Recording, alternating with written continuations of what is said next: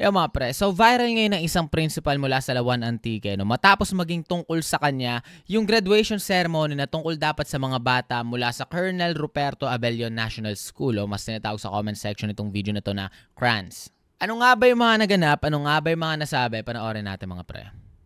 Good morning. I want everything to be in order and its proper place. This activity, the graduation, should be in uniform and with your sublime. That's all. So please, if you are doing something against the rules of the law, paki, because this will continue as in the authority prescribed. So, ang punot dulo na issue, no, pinapatanggal ng principal yung toga ng mga estudyante kasi ayon sa kanya, no, ayon sa maling pagkaintindi niya, hindi daw pinapayagan yung pagsusuot ng toga sa graduation ceremony. Although, sabi ng DepEd, ang recommended talaga nila ay yung paggamit na lang ng uniform at sablay sa mga graduation ceremony. Kasi ito raw ay nagpo-promote ng simplicity at inclusivity. Kumbaga, mas simple nga naman para sa mga bata and at the same time, pwedeng ma-include lahat, no, kasi hindi na kailangan gumastos ng ibang parent para makasali yung anak nila sa mga ceremonies na ganito. Pero hindi sinasabing bawal. Walang sinabing DepEd na bawal, no. Ina-encourage lang yung ganito para mas madali. Pero parte pa rin naman ng option, no, yung paggamit ng toga sa mga ceremonies. Yun lang naman yung nabasa ko tungkol dito mga pre, no. Actually, hindi ko alam to. Nabasa ko lang to kagabi nung una ko napanood to. Okay? I have already taken your pictures and I have already documented everything. Let us not make the rule of the law run over this activity because this is the activity of the Department of Education. Thank you for your obedience. So, just take off your toga because it is not prescribed as your uniform for graduation. Okay? School uniform with your ribbons and your sablay. That's all. Okay? Gaano ka walang social cues, no, para kunin yung atensyon ng lahat at gumawa ng tensyon tungkol sa napaka-minor na bagay, di ba? Kasi sa totoo lang, uniform na lang naman to eh. Suot na lang ng mga tao. Hindi ko alam kung ano ba yung posibleng gawin ni DepEd, di ba? Ano ba yung pinakamasamang pwedeng gawin ni DepEd pag nakita niya na, oy, sa graduation nyo may mga nakatoga uniform. Papaltukan ba siya ng DepEd?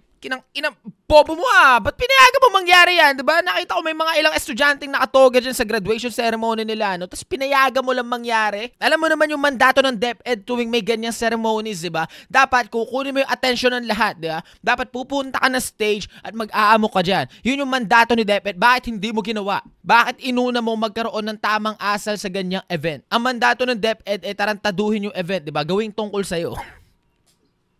Feeling ko wala lang maayos sa social cues si ma'am, no? Or trip niya magmukhang makapangyarihan lagi sa kahit na anong settings, no? Kailangan niya i-remind yung mga tao na, hey, I am the authority, bitch. No, I am calling police for you. Ma'am, anong pake ng police dito sa event na to, no? Kung pupunta yung police dito, baka ang kunin nila dito ay yung parang tanga sa harap na stage. Ginawang toddler yung mga bata, no? Tawag ako police. Sige ka, tatawag ako police. The fuck, bro?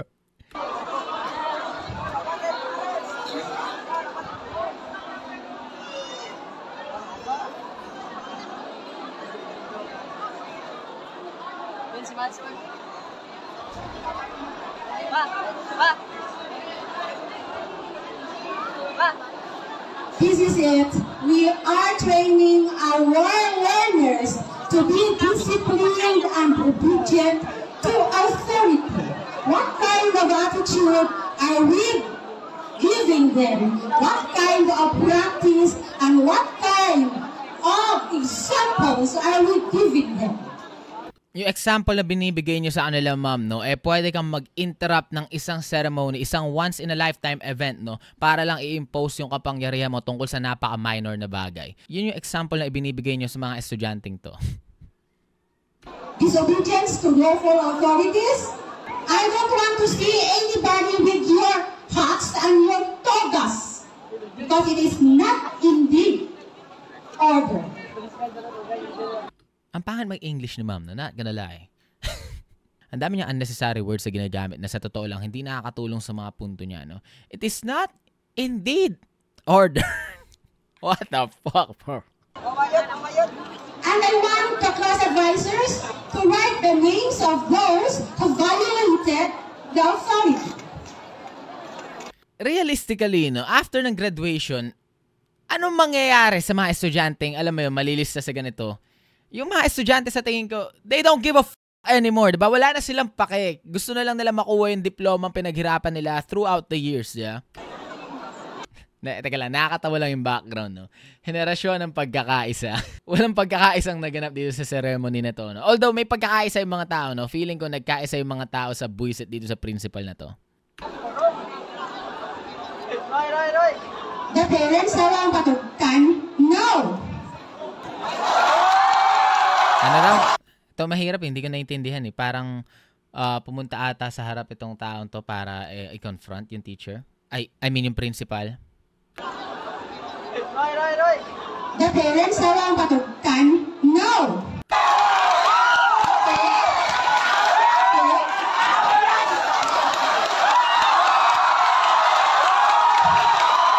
Mr. Marquez, you put yourselves into proper perspective. Return! This is the graduation ceremony.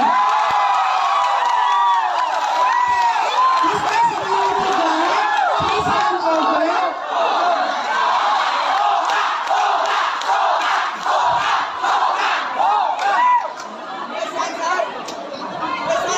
Maririnig mo yung mga estudyante na nag-cheer ng Toga, Toga. Kung pinopromote lang naman ng DepEd yung simplicity at inclusivity, tapos willing pa rin yung mga estudyante na, alam mo yun, gumamit ng Toga para sa once-in-a-lifetime ceremony nila, no? Bakit kailangan mo maging the Grinch ng graduation day, no? At nakawin mula sa kanila yung moment, no? Nakawin sa kanila yung pagkakataong sumaya dito sa kaganapan na to sa buhay nila.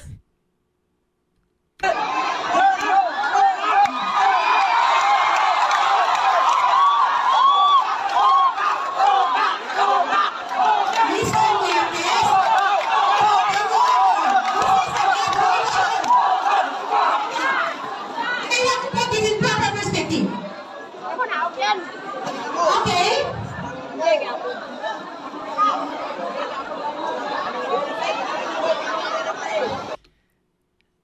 Yung lakad ni ma'am, no? Ganito maglakad usually yung mga alam mong kontrabida sa buhay. For some reason, iisa sila ng lakad, mga pre. Feeling ko ito yung physical side effect ng kasamaan sa katawan eh. As advisors, take note and list down the names of those who violated what is prescribed and agreed to be done. I don't want our learners to be bastos. I don't want our learners to be bastos. We need to set an example sa kanila by being one, pre. Ma'am principal, no, kung meron tayong pinakamatinding example ng isang bastos, no, yun yung ikaw yung magsisigaw sa harap ng stage, no, at gagawin mong tungkol sa iyo yung isang event. Wala nang mas matinding form pa ng pambabastos gamit yung otoridad mo kesa dyan sa ginagawa mo. This is not a rally.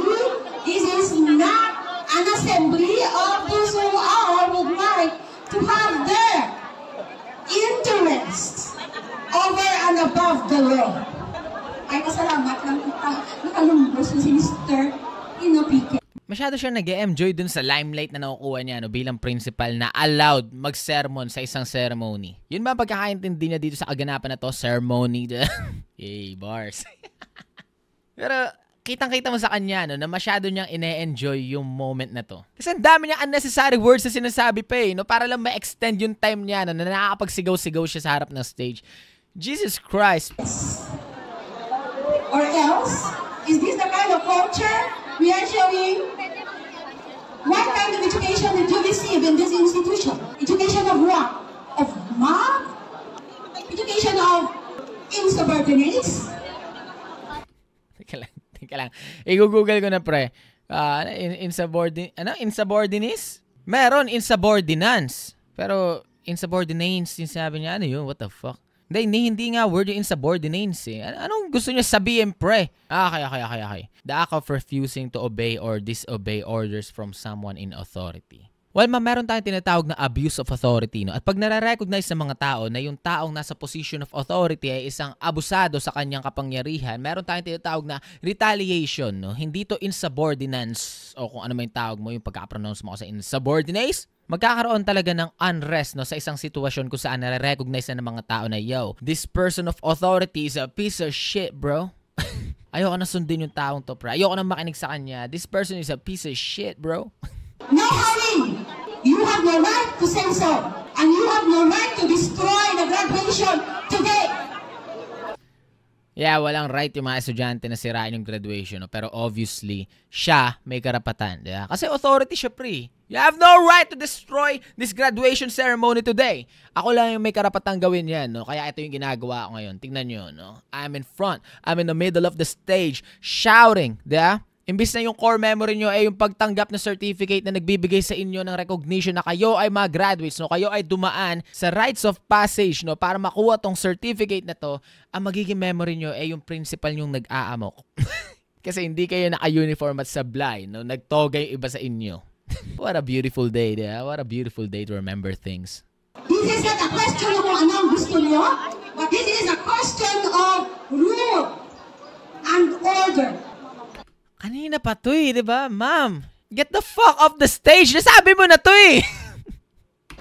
If you do not know how to obey simple rules and order, then sayang. Gagraduate kayo with that kind of attitude? That reflects the kind of attitude you have in your homes.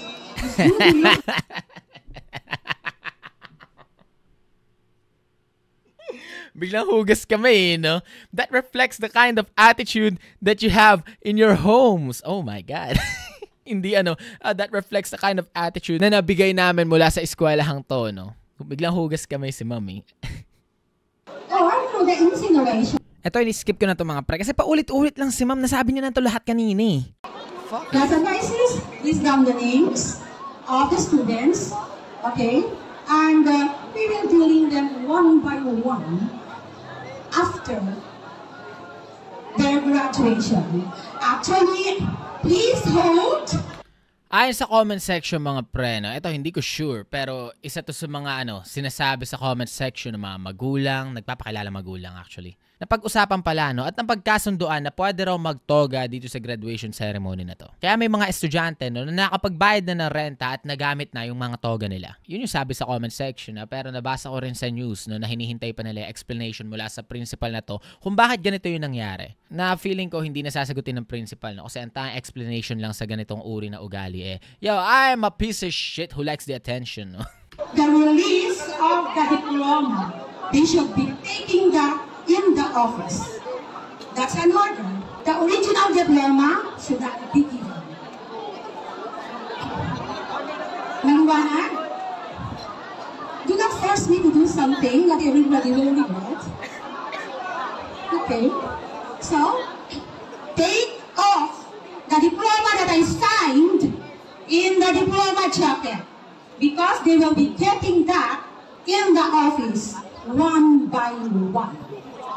Dito mo makikita na gustong-gusto nyo yung kapangyarihan, di ba? Gusto nyo nagbibigay ng takot sa puso ng mga estudyante. Kukunin nila yan sa opisina ko one by one. Well, ma'am, no, sinira mo na sa memory ng mga tao yung isang beses lang na pwedeng mangyari sa buhay nila, no? Itong high school graduation nila. Na imbis ang memory lagi dyan, di ba? Pag tinanggap mo, may kamayan pa magaganap, di ba? Yo, you deserve this, thank you. Blah, blah, blah. Biglang kailangan pa nila kunin yung diploma nila sa opisina ng taong most likely hindi nila gusto. Anong klaseng core memory yun, di ba?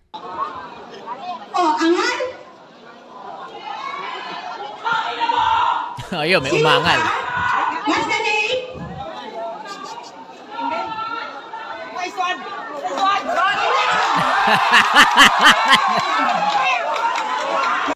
Merong mas malino na footage ito mga pre, no? Mas malino na footage ng estudyante nagmura. At sa totoo lang, dito mo makikita na merong unison of agreement. Meron silang same sentiments, no? Ayaw nila dito sa principal na to. Dahil nag-cheer yung mga estudyante sa taong nagmura sa principal na to na usually, alam natin yung eksena, no? Na pag may bastos na estudyante, maraming estudyante nagaganto, Huy, grabe ka naman. Huy, respeto naman, umayos ka naman. Tas most likely, escort out na yung estudyante nagmura, no? Pero dun sa video clip na napanood ko, pinakalma lang siya. Tapos yung mga estudyante, yung mga kapwa niya estudyante, pre, nag-cheer sa kanya. Gaya dito sa video na to, no? Pero mas malinaw lang dun sa footage na yun. Dito pala makikita mo na, no? Na merong agreement halos lahat na, yo, this principal is a piece of shit.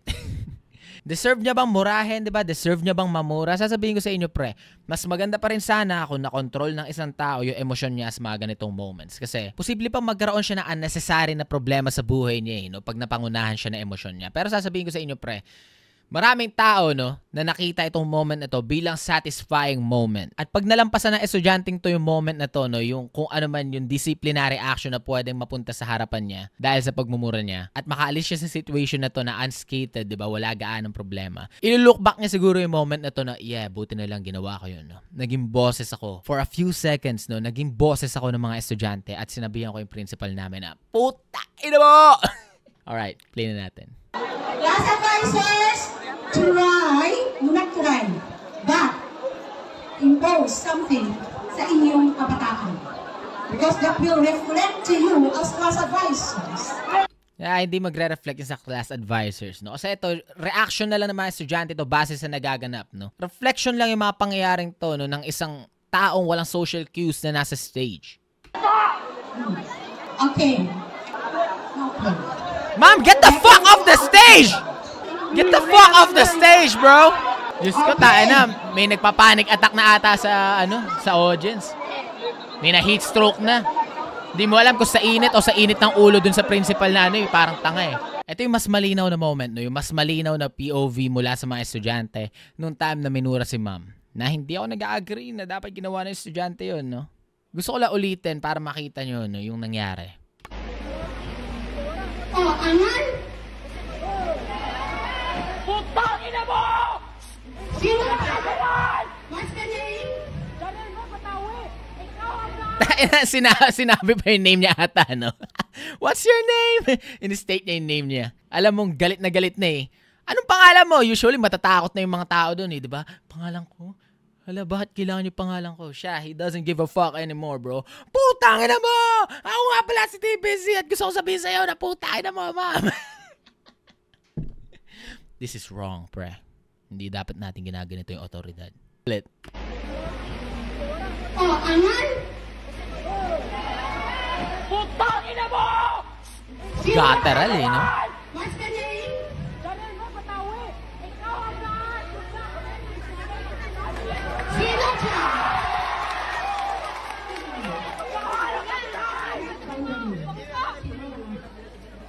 Hindi ka ba? Wag ka lang sa bato. Relax, ha? Kita niyo yung reaction ng mga tao sa paligid niya, parang hindi big deal. Di ba usually, sobrang big deal na no, pag minuro may principal.